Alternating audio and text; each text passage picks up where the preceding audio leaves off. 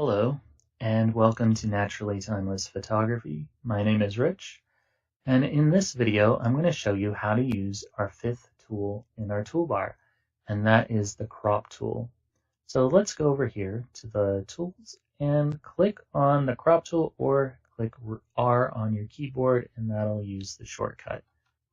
Let's go over here to our photo. If we go to this dialog box and left click on the triangle, it'll pull up all these options for cropping this photo.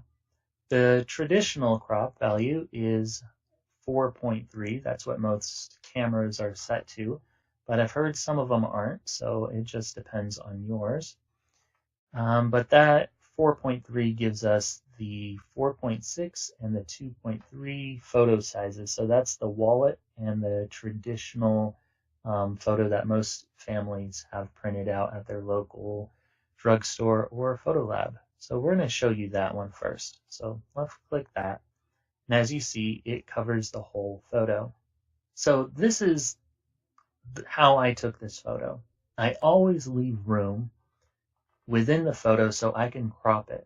So this photo actually has the rule of thirds applied. The intersecting line goes across the subject's face, so it draws our attention to the subject. But typically with a portrait, I try to get closer to the eyes.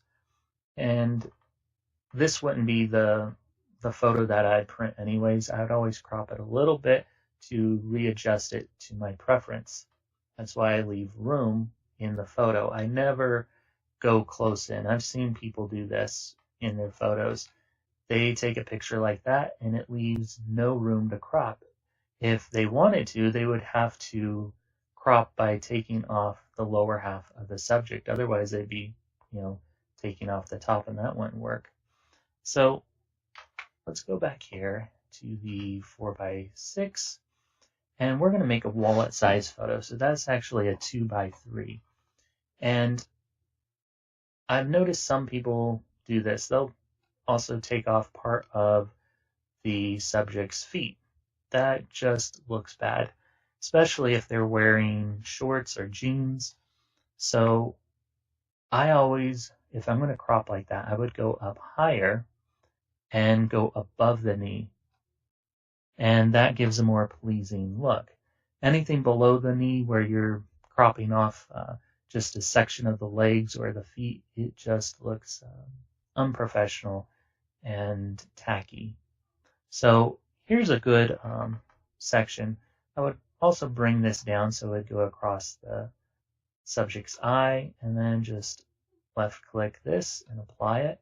And personally, I wouldn't do this crop because her wearing a dress, it just doesn't look good to me. It doesn't feel right.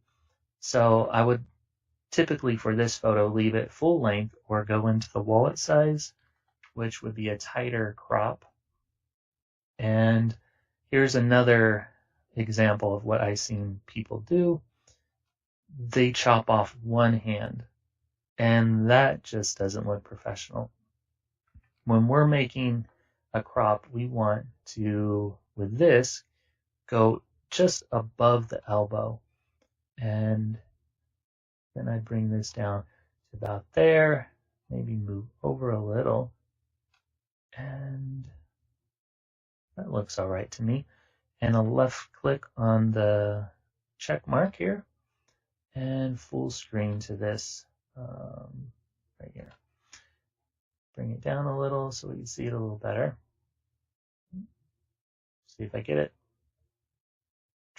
Oh, there we go. That's good enough. Anyways, so this is typical wallet size that I would do. I'd make sure that if I'm going to crop down where the subject's arms are going to be removed in the photo at all, I would make sure that I go just above the elbow or a little higher. That way it's a more pleasing look. And I always try to get the rule of thirds going across the subject's eyes so it draws attention to our subject's face. So there you have it, a brief example of how to use the crop tool and also my way of taking photos. I always make sure I have enough room in the photo so I can resize it and crop. which is very important if you're a professional photographer and taking wedding photography or doing portraits of any kind. Our clients are going to want photos that are different sizes, and we have to be able to have enough room within the photo to resize them and crop them so we get a nice pleasing photo for them. So that's it for now. I hope this tutorial was helpful, and that's it for today. Thank you for watching.